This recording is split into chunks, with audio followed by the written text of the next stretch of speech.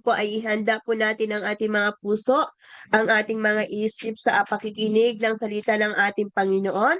Tayo ay nasa pang ika-12 araw na po ng ating pag-aaral ng 21 days prayer and fasting.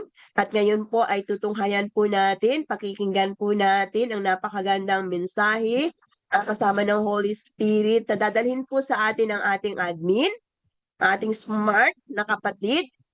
Hindi pa rin nagbabago, napakadakila ang Diyos sa buhay niya. Talagang siya po ang ating minamahal na Ate Hedy Santos. Good morning po, Sister Hedy. Good morning, Sister Mali. Thank you for your generous introduction. God bless po. Nakakaliit at the same time nakakataba ng puso. So ngayon po tayo ay mag-start na po ulit tayo para sa ating ika-12 na po ito, no? The Holy Spirit as the Builder. Marami na po tayong natutunan simula nung nagsimula tayo. The Holy Spirit in the life of the believer. The Holy Spirit as the triune God. As a dove, as an oil, as the fire, the Holy Spirit as light, as seal, as rain, as voice, no? Baka may nakalimutan ako sa builder, para yung isa hindi ko na ano. So, start po tayo. Basahin po muna natin yung ating,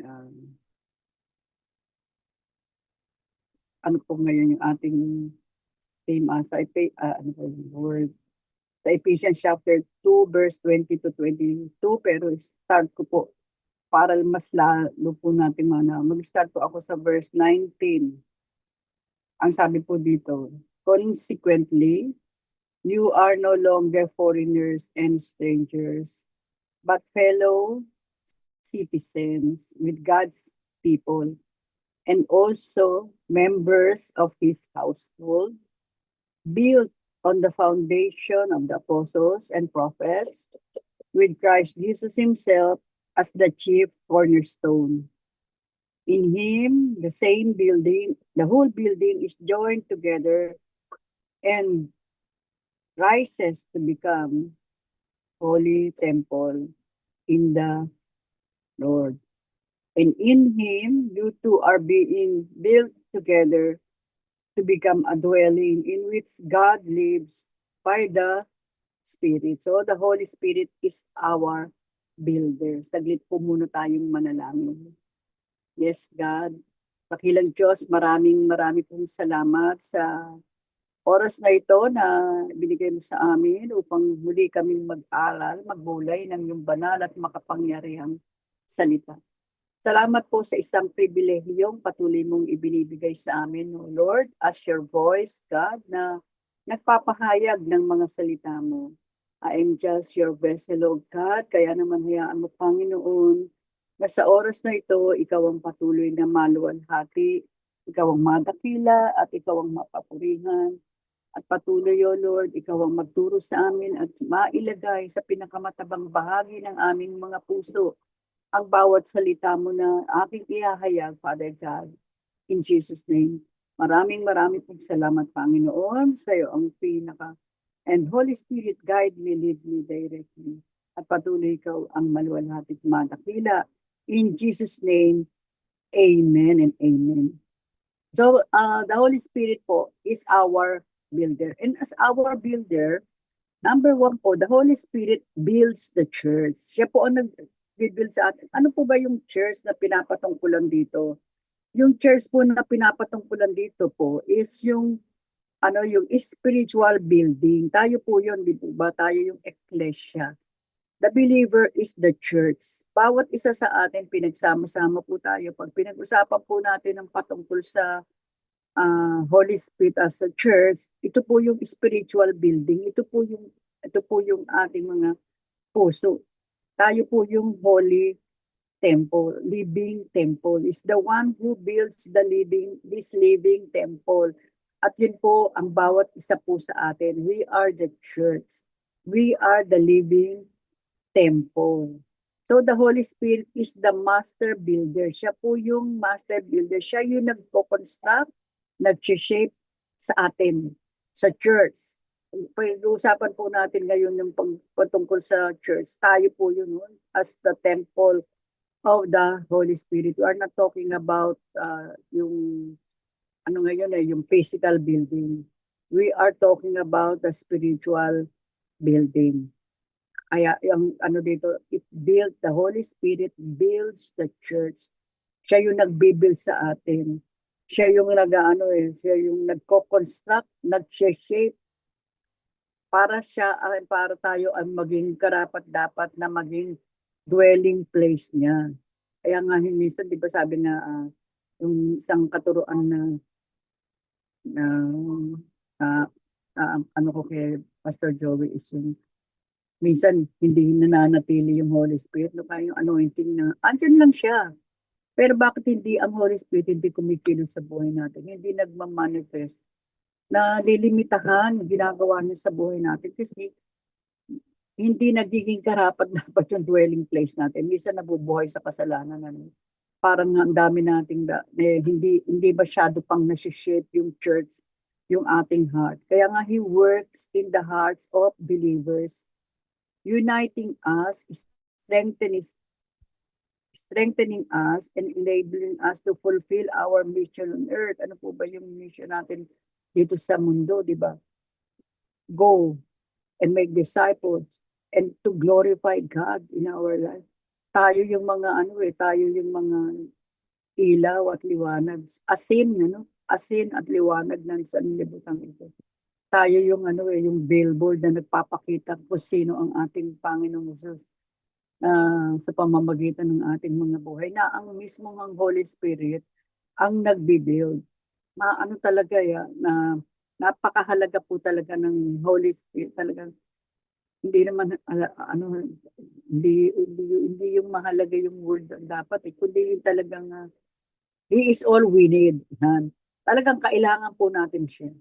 Kasi nakita naman natin sa buhay ng mga apostles ng ating Panginoong Hesus na nung hindi pa although guided sila because of the Jesus Christ na kasama nila, hindi totally nag-manifest yung manifestation ng power sa buhay ng mga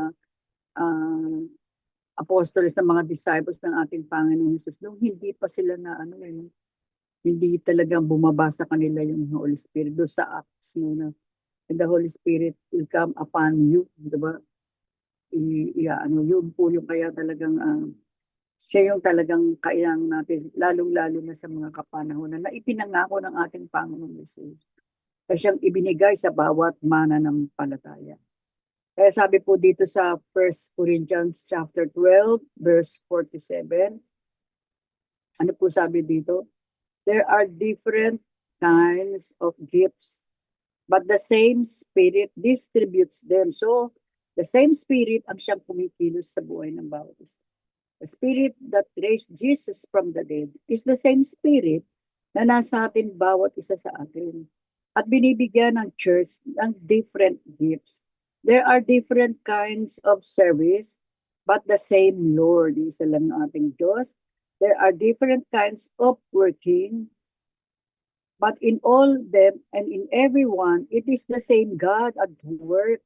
Kaya hindi po nagkakaiba yung Diyos natin. No? Iisa yung Diyos na ating sinasamba. Now to it's one of the manifestation of the Holy Spirit given for the common good. So every believer is given a spiritual gift. Bawat isa sa atin, lahat tayo mayroong mga spiritual gift na dinidistribute for the growth and maturity of the church. Hindi ito pang personal, no?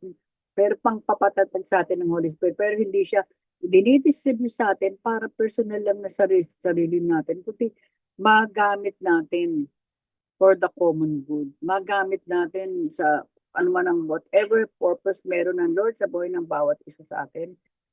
Binibigyan niya po yun. Every believer is given a spiritual gift to contribute to the growth and maturity of the church. So, alam natin na ito ay para sa ating ikalalago at ikauunlad. Tayo ay magmamature, tayo ay mag-grow. Walang because of the Holy Spirit ay walang ano no, walang dapat no, walang mga believer na bonsai. Alam niyo yung bonsai no, nananatiling ano, stunted, hindi nag-grow. Pero po, kailangan talaga, merong manifestation talaga ng growth and maturity for every believer because of the Holy Spirit na siyang nag-guide sa atin in all truth. The Holy Spirit builds and strengthens the church by enabling us to serve one another to advance the kingdom of God. So alam natin yung purpose natin, ano, kung bakit kailangan i-strengthen tayo. Binibuild ng Holy Spirit to serve one another and to advance the kingdom of God. Ito yung pinaka-purpose na kailangan talaga. Kumikilos no, yung ating buhay talaga no, through the guidance and the word of the Holy Spirit. Meron talagang manifestation ng advancement of kingdom. Mas marami tayong na, alam naman natin na hindi naman natin tayo yung, ano, yung nagpapaborn again, hindi rin tayo yung ano, kumikilos. Nagsasalita lang, kikilos ka lang, pero ang Holy Spirit ang gumagawa. Katulad ng ano, no, parang katulad ng isang ano, no, yung sa isang construction, ano, pag nagko-construct ka ng, pag nagko-construct ka ng isang bahay, 'di ba, gumagamit ng different materials, 'di ba? Hindi lang naman puro semento 'yun eh. Hindi mabubuo ang isang bahay kung puro semento lang ang dala mo ang nandoon. Siyempre kailangan mo ng mga bato, kailangan mo din ng ano, ng bakal, kailangan mo ng iba-iba ng wood, para paglalagay ng pundasyon. Lahat ng kailangan mo. Pag nagpagawa ka ng church, hindi lang isang materialis ang kakailanganin mo.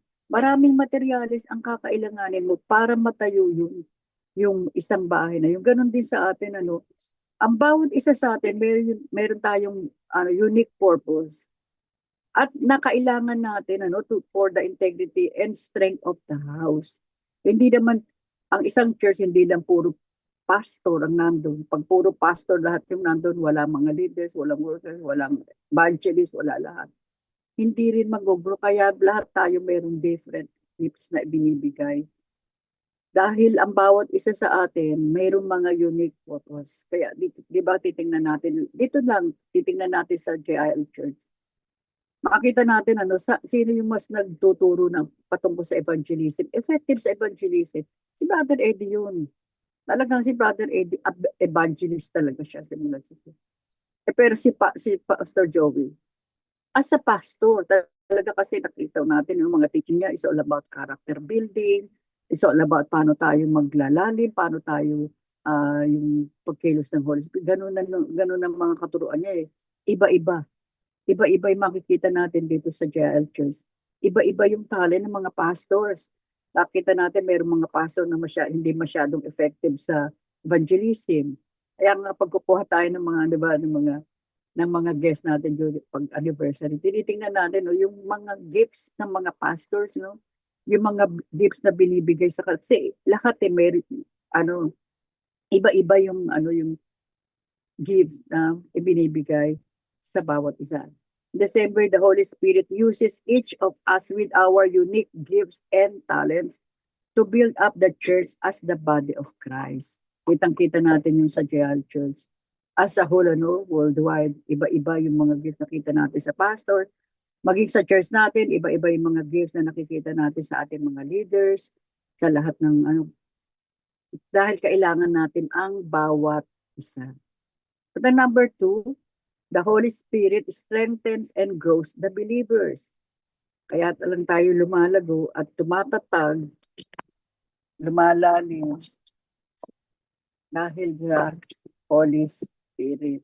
Kaya sabi po sa Colossians chapter 2, verse 6 to 7, so then, just as you receive Christ Jesus as Lord, continue to live your lives in Him, rooted and built up in Him, strengthened in the faith as you were taught and overflowing with thankfulness.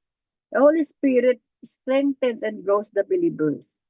The Holy Spirit strengthens our faith by building a deeper foundation in the truth of God's words. So, kailangan din po natin ito. The Holy Spirit Kailangan din kaya tayo na-strengthen, na-build yung ating pananampalataya because of the truth of God's word. So, talaga kailangan din po natin, hindi po tayo tatatag, hindi tayo lalago, hindi tayo magmamature. Kung hindi tayo nagbabasa ng salita ng Lord, kailangan natin yun. Hindi, kaya bakit minsan makikita natin, hindi pare-parehas ang growth ng believers. Hindi pare-parehas ang maturity. Kasi hindi rin yung ating pagtanggap tsaka yung natin ng salita ng Lord. Hindi rin pare-parehas. Kaya we need it the truth of God's word. Yun yung nag-o-open ng ating mind, yun yung nagbibigay sa atin ng tamang mga desisyon. Yun ang kailangan natin. At ang Holy Spirit, siya yung nagre-reveal sa atin. Every time that we read God's word, siya yung nagre-reveal sa atin. Hindi naman talaga natin maunawaan. Naalala ko bata pa lang ako, elementary pa lang ako, pinagbabasa na kami ng tatay ko. Bumibili siya ng yung may mga picture na kasama yun Pero wala akong naintindihan nun Pero doon pa lang, nabubuo ko na yung, hindi mo na, binabasa ko lang siya parang comics. Lalong-lalo na po, di ba yung kay David and Goliath, yung doon sa mga kwento doon sa para lang siyang comics. Pero, nung nakakilala tayo kay Lord, at andyan sa atin ang banal na Santong Spirit, the Holy Spirit, talagang na-build yung deeper foundation natin in the truth of God's word. Lahat ng binabasa natin, naunawaan na natin, na ilalagay na natin sa ating mga puso. He grounds us in our identity in Christ. So naunawaan natin, sino ba tayo? Sino ba tayo? Yung ating identity. Anak tayo ng Lord, tayo ay pinili niya. Tayo ay we belong, di ba? To the body of Christ. Siya yung ating pinaka-head. Tayo yung mga, tawanin po nito, Jesus Christ. Yung head of the church is our Lord Jesus Christ. Naunawaan natin yung ating identity. Siguro kaya minsan, kaya patuloy natin, kaya minsan yung iba, nakakalimutan nila na meron tayong pinaka-head. And it is our Lord Jesus Christ na dapat lamang talaga patuloy na mailagay sa puso natin. Sino ba ang ating Panginoon? Sino ba yung ating pinagsisilbihan? Sino ba yung may relasyon, di ba? He grounds us in our identity in Christ. So, sino ka? Sino tayo? Ay yung mga, di ba? Or everyone who believe gave the power to be the children of God. Tayo yung mga anak ng Diyos. Through our Lord Jesus Christ. O those who believe and receive, di ba? Sino ba yung believe and we receive? It is our Lord Jesus Christ. Kaya kung hindi natin siya pa tinatanggap, hindi tayo nananampalataya sa Kanya. We do not belong to the body of Christ. We do not belong to God's family.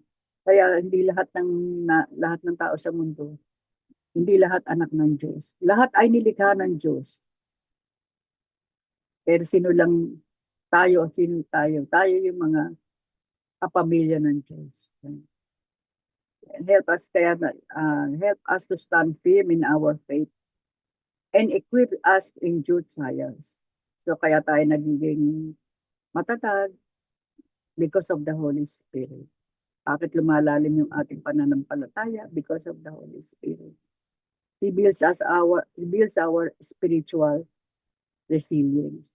Kaya di ba adaptable tayo para tayong, di ba pag sinabing resilience, para tayo yung goma, yung rubber band, i-stretch mo, i-stretch, bumabalik sa dati.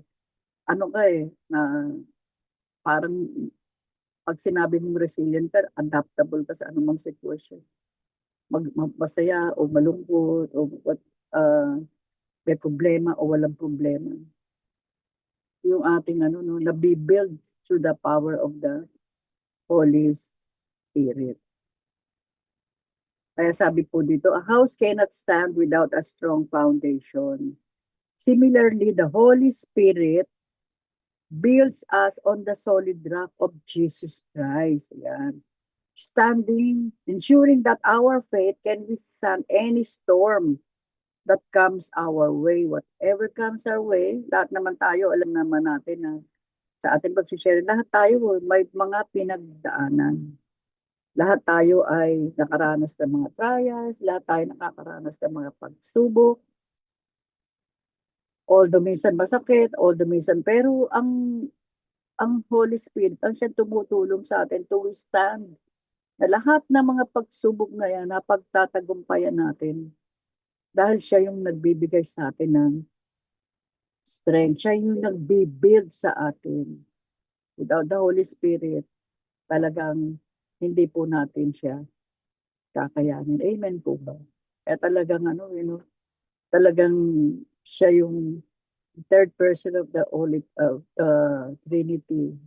The Holy Spirit is the one that Jesus promised us as our comforter. Kasama natin sa lahat ng hamon ng buhay, sa lahat ng pagsubok, at siyang pinangako sa atin ng ating Panginoon Yesus. Amen? Number 3, the Holy Spirit builds until the day of Christ's return. So tuloy-tuloy po, no? Ang transformation natin tuloy-tuloy. Nagbabago para tayong mga nasa school, no, na mula elementary, mula preschool, kinder, tapos elementary, high school, college, doctorate, diba? Masteral muna tapos doctorate. Ito po yun, no? Binibuild tayo, unti-unti, transform tayo from glory to glory. Ano po sabi dito sa Philippians chapter 1 verse 6, being confident of this, that he who began a good work in you will carry it to completion until the day of Christ Jesus. So talagang siya po ang tumutulong lahat ng pinasimulan sa atin. Talagang dapat maging confident tayo na lahat ng pinasimulan na sa atin ng ating Panginoon, He will complete it until the day of our Lord Jesus Christ. Hindi po tayo mananatiling ganito, kundi talagang binabago niya tayo, di ba, from justification to sanctification to glorification. Yun po yung stages ng ating from glory to glory. Natatransform yung buhay natin. Kaya we are God's workmanship. Tuloy-tuloy. Natatransform. Kaya nga kasi darating siya, ang ating Panginoon, for a church that is without spot, without wrinkle, and without blemish. Because the Holy Spirit is the builder who is faithful. Yun, tapat po ang ating Panginoon. Madalas minsan, tayo hindi nagiging tapat.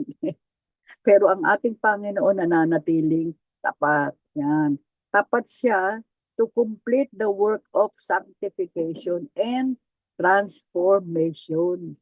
Pag hindi po nababago yung ating mga buhay, ano kayang klaseng church ang babalikan ng ating Panginoon? Diba?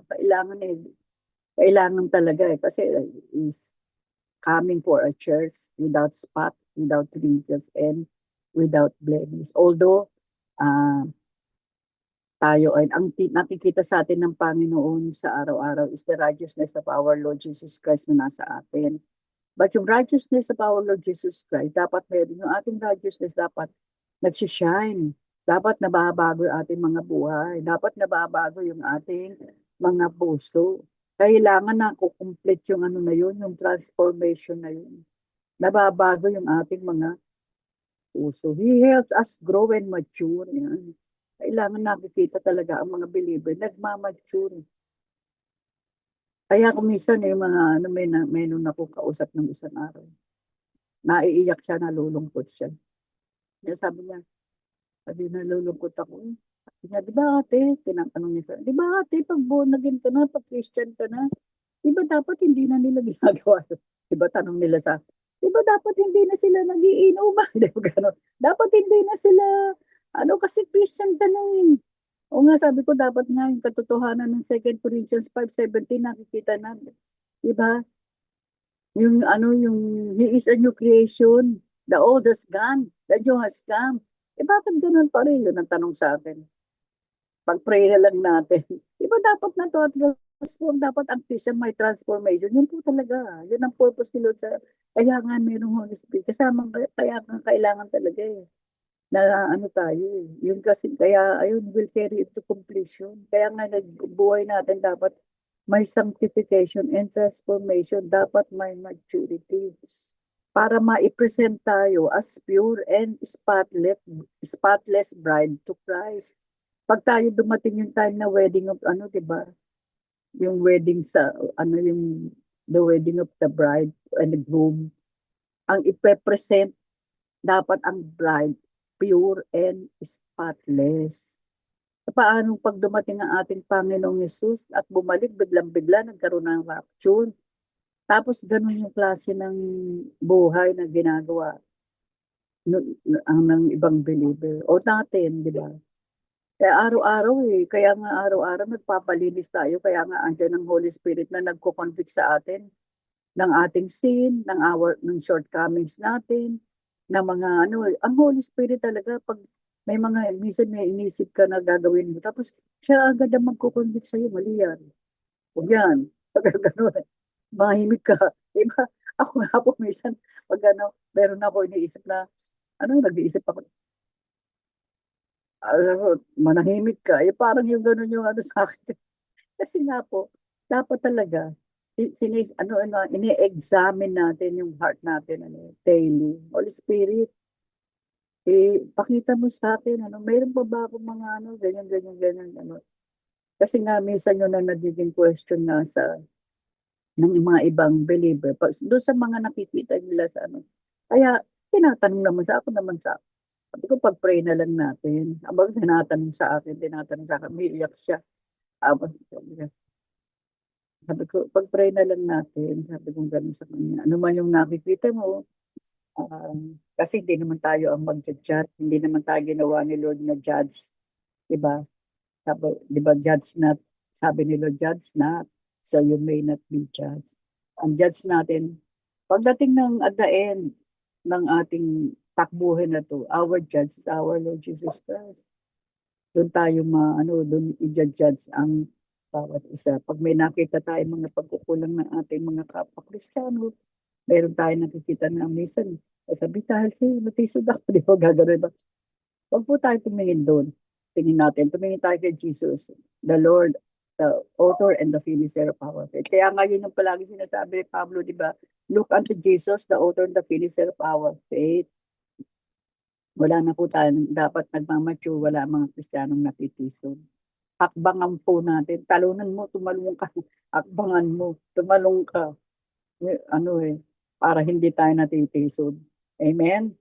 So, pero yun po talaga, kailangan ang bawat nananampalataya, piniprepare tayo ni Lord to be presented as a pure and spotless bride to Christ. Kaya nga siya yung builder no? Hindi tayo magiging maayos yung buhay natin without the Holy Spirit. So in application po, the Holy Spirit as builder is an essential and beautiful part of our journey with God. Kita natin, essential. Kailangan. Hindi matatayo yung church pag walang mga semento. Pag puro bato lang yan, walang semento, ihahalo mo, walang buhangin, walang hindi mabubuo yung building. Ganun din sa buhay natin. Kung wala ang Holy Spirit, yung journey natin with God, hindi tayo makakapagtuloy-tuloy. Hindi natin magagawa whatever task na ini-entrust sa atin ng ating Panginoon, hindi natin magagawa apart from the Holy Spirit. Kita natin yung sa buhay ng mga disciples ni Lord Jesus Christ. Imagine, di ba, nung napuspos na sila ng Holy Spirit, kita naman natin sa buhay ni Pedro, ang laking pagbabago. Si Pedro takot, si Pedro na itinatuwa si Jesus, si Pedro na nagsabi na, kahit na mamatay ako, di ba? Siya yung nagsabi nun Tapos huwag mo nang, sana hindi mo na ang mangyari sa iyo. Siya yun. Pero nung napuspos na siya ng Holy Spirit, kita natin ang dami agad na na-transform ang buhay. Ang dami tumanggap kay Lord. Kahit saan sila magpunta yung mga disciples nun. Andun na, kasama na nila eh. Kaya kung wala talaga ang Holy Spirit, katulad pa rin tayo ng dati nila, para tayong si Pedro, nung dating buhay niya nang walang Holy Spirit, ganun din ang buhay natin. Wala rin pagbabago. Kaya essential, beautiful part yan of our journey. Palagi sabihin nga po natin, essential and beautiful part of our journey with God. That is the Holy Spirit. Amen? He is actively working to build the church. Yan. Active po siya sa pagbibuild sa atin, strengthen our faith, and transform our lives. Kaya kung hindi po nababago yung ating mga buhay, ask the Holy Spirit, Lord, bakit hindi nababago yung buhay ko? Ano po kailangan sasabihin ni Lord sa atin? Magbasa ka kasi ng Word of God. Yan. Manalangin ka kasi. Diba? Yun siguro isasagot sa atin. Pag hindi natatransform, dahil minsan, yung part natin, hindi natin nagagawa. But the Holy Spirit is always there. Hindi siya, gusto niya talaga tayo, nakadepende sa Kanya, umaasa sa atin, umaasa tayo sa Kanya, sa ating mga ginagawa sa ating buhay. Kasi yun po yung work niya eh. Pag dinisregard natin siya, hindi natin siya ina-acknowledge sa buhay natin, hindi po talaga siya malayang makakakilos sa atin. So, kailangan talaga patuloy tayo. Ako po sa araw-araw, Lord, guide mo, Holy Spirit, guide me. Tapos ang Holy Spirit, yung mga, yung mga sasabihin ko, yung mga na ko nga po sa kanya, search mo yung buhay ko. Ang dami-dami yung mga pagkukulang. Ako po, alam ko kung kailan ako nagkukulang. na ko po yun, alam ko. At alam ko kung kailan yung parang walang power yung mga santanan doon. Kahit na hindi makakilos ang Holy Spirit dahil alam niya wala tayong ganun, kulang ka sa ganyan, kulang sa ganito. O talagang essential siya, but we must do our part. We must do our part.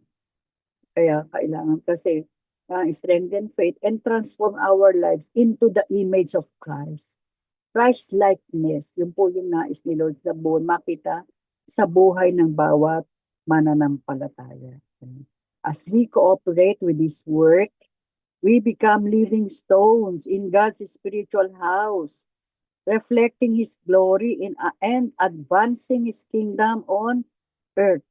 And nagiging living stones. Tayo po yun, that we are the temple of the Holy Spirit. Palagi po natin isipin yun sa buhay natin para kumbaga sa nare-reflect natin yung ating mga buhay, nare-reflect natin ang kailangan itong templo na to, kung saan ang Holy Spirit ay nananahan, must reflect His glory. Kaya kung may mga bagay na nagagawa tayo minsan na talagang hindi nakakapagbigay ng glory sa ating Panginoon, we must repent. Kaya palagi natin sinasabi kay Lord, search me, O God. Diba? Palagi, search me, O God, and know my heart.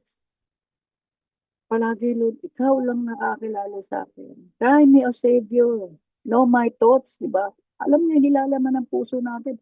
Alam niya yung mga iniisip natin. Alam niya lahat yun. Hindi alam ng kaaway yun. Mga iniisip natin at mga lorma ng ating mga puso, kaisipan. Only God knows, and especially the Holy Spirit. He know the deepest inner thoughts natin. Kaya, sabi pa, and advancing His kingdom on earth yan, let us yield to the Holy Spirit, allowing Him to build us and use us for His purpose. The Holy Spirit is our builder. Let us allow Him. Araw-araw, Lord, samahan mo ko. Lord, gabayan mo ko. Lord, ayusin mo yung puso ko. Lord, ganito na naman ako. Ayusin mo yung puso ko. Palagi po natin, yung i-acknowledge sa ating buhay. Yung kapangyarihan talaga niya na mabago yung ating buhay. yung ating mga puso. Amen po ba? And in conclusion, ang sabi po dito, you also, sabi sa 1 Peter chapter 2 verse 5, you also, like living stones, are being built into a spiritual house. So, tayo po yun. We are the temple of the Holy Spirit. To be a holy priesthood. Yan, tayo po yun. Di ba sabi sa a holy nation that would show forth the glory of God. Mahaba po ito sa 1 Peter 2 chapter 9. Ano? To be a holy priesthood, offering spiritual sacrifices and acceptable to God through Jesus Christ. Kaya yung you are the spiritual house. Sabihin nyo nga po, I am a spiritual house. I am a holy priesthood. I am an offering, a spiritual sacrifice. Amen. Tayo po yun na pinili at mapalad tayo dahil tayo ay hindi lamang tayo tinawag, but we are chosen.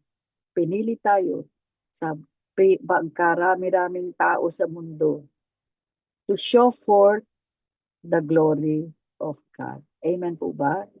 Kaya tayo na po ngayon ay mananalangin. Yes, God, marami pong salamat. Salamat, Banal na Santong Espiritu, for building us, for transforming us, for working in our lives, strengthening us daily. Acknowledge the fact that apart from you, we can do nothing. Ikaw lamang ang true essential. We need you in our lives. We need you, Lord, sa lahat ng aming gagawin, sa lahat ng mga whatever purpose and plans you have for us. God, we know and we believe na hindi namin magagawa ang lahat ng bagay na yun apart from you, Holy Spirit. So we need you. And we are yielding to you, O God, sa lahat ng aming mga dinidisa, mga pinaplano and everything that we do. Marami pong salamat, O Lord, for building us, for transforming us, na kung hindi sa iyo, Lord, ano kayang klaseng buhay ang meron kami. Kaya naman po na marami pong salamat because you have chosen us to be a part of your kingdom that would show forth your glory.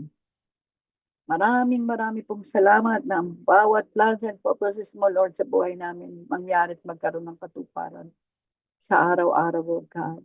Thank you, Lord, for nagkaroon kami ng isang pribilehiyong ikaw ay aming mapaglingkuran sa aming buhay. Hayaan mo, O Diyos, sa aming buhay, ikaw ang patuloy na maluwalhati at madakila.